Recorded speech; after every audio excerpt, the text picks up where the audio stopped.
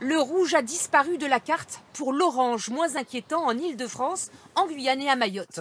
Partout ailleurs, le vert, et dès le début, Édouard Philippe s'en félicite. Les nouvelles sont plutôt bonnes. Bonnes, mais pas suffisamment bonnes pour dire que tout redeviendrait normal.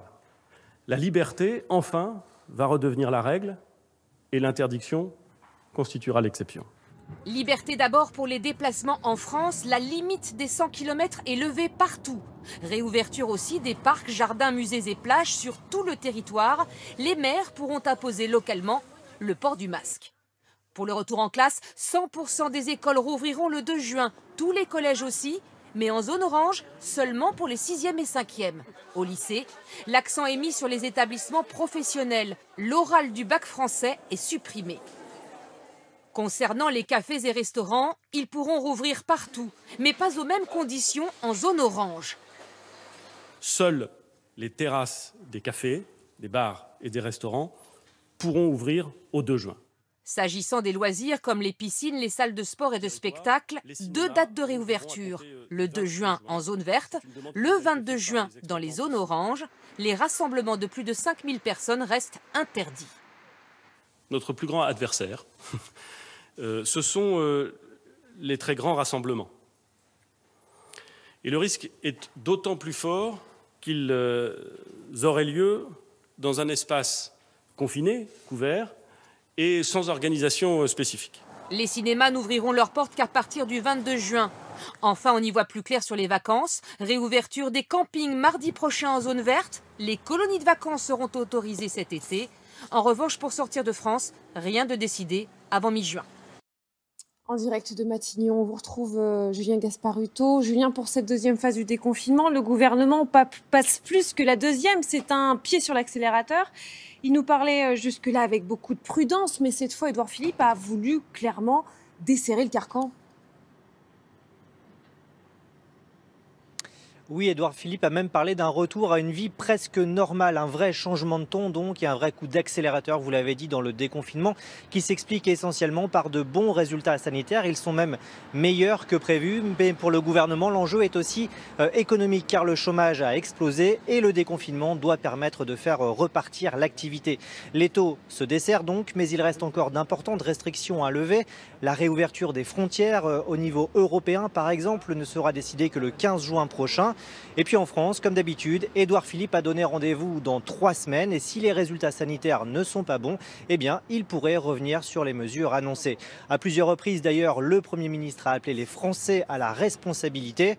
Le pays retrouve donc un certain goût de la liberté, une liberté conditionnelle. Si je devais résumer l'ensemble des données qui vont vous être présentées, je dirais que les résultats sont bons sur le plan sanitaire. Même si nous restons prudents, même si nous ne pouvons pas courir le risque de la désinvolture, les nouvelles sont plutôt bonnes. Nous en sommes là où nous espérions nous trouver à la fin du mois de mai. Et en réalité, c'est même mieux que cela. Nous sommes un peu mieux que là où nous espérions être. Les nouvelles sont donc bonnes. Bonnes, mais pas suffisamment bonnes pour dire que tout redeviendrait normal.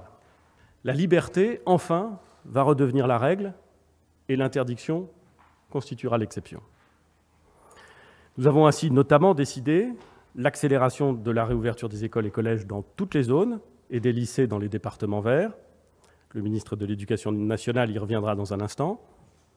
La réouverture des cafés, des restaurants, des bars, le retour progressif de la vie culturelle et sportive avec des contraintes spécifiques dans les zones de vigilance orange. La réouverture des parcs et jardins en zone orange. Mais cette liberté retrouvée implique des contraintes qui sont en quelque sorte des contreparties. La limitation des regroupements à 10 personnes dans l'espace public est maintenue. Le principe du recours au télétravail doit toujours être privilégié, on le comprend bien. Le respect des gestes barrières, surtout, doit rester très rigoureux. Et le port du masque est maintenant largement recommandé par les autorités sanitaires. Nous continuons, et j'en suis désolé, mais c'est mon devoir, à limiter les formes de la vie sociale les plus propices à la transmission du virus, les sports de contact, les boîtes de nuit, les regroupements de très large public.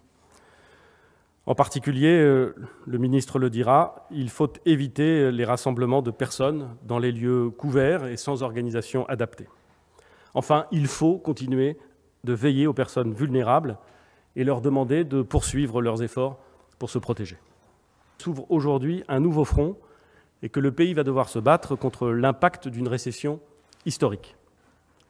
Les chiffres présentés par Pôle emploi ce matin l'attestent et sonnent l'urgence.